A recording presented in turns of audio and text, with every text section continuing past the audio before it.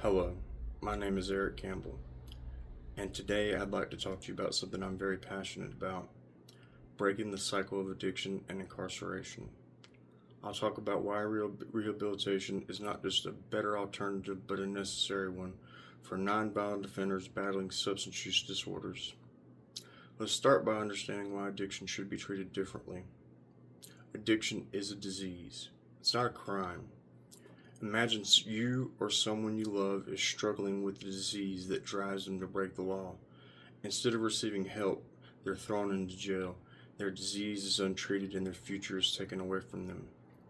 As someone who has been through addiction myself, I've seen firsthand how punishment doesn't help. In my role as a halfway house manager and peer support specialist for veterans in treatment court, I've seen the transformation that happens when people get the treatment they need. It's inevitable that addiction will likely affect you personally or someone you love, and that makes this relevant to all of us. Let me show you the reality of untreated addiction. Our current system fails individuals with substance use disorder. Over half of incarcerated individuals have addiction issues, but prisons provide little to no treatment. This lack of care leads to a high recidivism rate. The Bureau of Justice Statistics reports that 68% of released prisoners are rearrested within 3 years. This is what untreated addiction looks like. Each of these mugshots represents a time in my life when I needed help but didn't get it.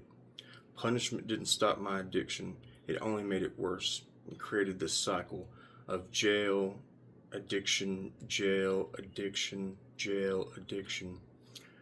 Clearly, incarceration doesn't work, but there's a better way: rehabilitation. And rehabilitation works. Here's why. First, it's proven to reduce reoffending. According to Marlowe and colleagues, drug courts that mandate treatment instead of incarceration reduce recidivism by up to 35%. Second, it's cost effective. It costs $40,000 a year per person annually to incarcerate someone, but only $12,000 to send them to rehabilitation. Open Society Foundation found that was a substantial savings for taxpayers. Finally, I've seen the success stories firsthand myself. Veterans who complete rehabilitation programs often go on to lead fulfilling lives, some even becoming peer supports to help others. Rehabilitation works. Imagine the change it could have if we prioritized it. Let's visualize this change and see what it could look like. Imagine a future where communities have lower crime rates, families are reunited, and recovered individuals actively contribute to society. Doesn't that sound like a better way? Now imagine the alternative: a continued cycle of addiction and incarceration, addiction, incarceration, and addiction, incarceration, more lives wasted, more families torn apart, and more taxpayer money down the drain. We're just wasting money with these prisons.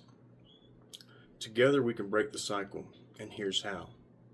First, advocate for funding for rehabilitation programs. You can do this just by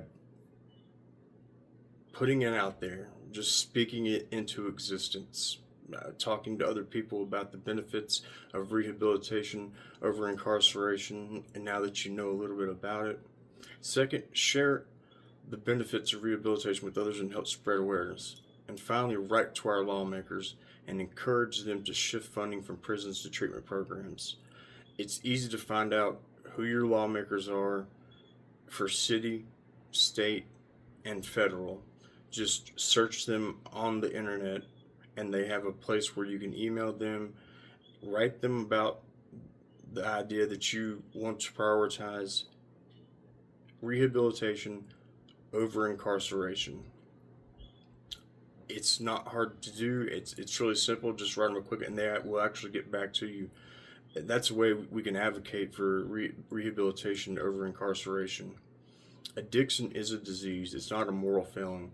By choosing rehabilitation, we invest in people, not prisons. Together, we can make a real difference.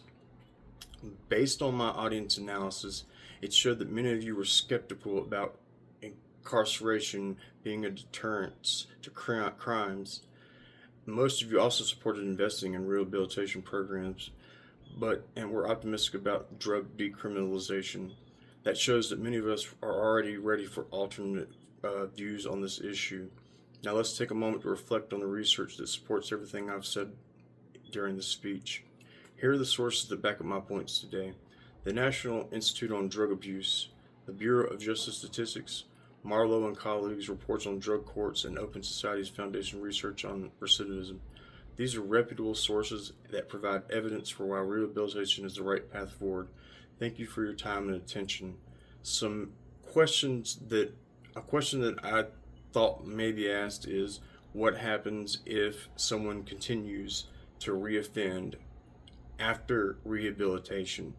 And my answer to that is there ever enough help? Can you ever help someone too much? I don't think we should put a limit on trying to help someone. If it takes $40,000 a year to incarcerate someone and only $12,000 to send them to rehab, it's cost effective to keep sending them to rehab. One of these times it will work, and it did for me. Thank you for your time today.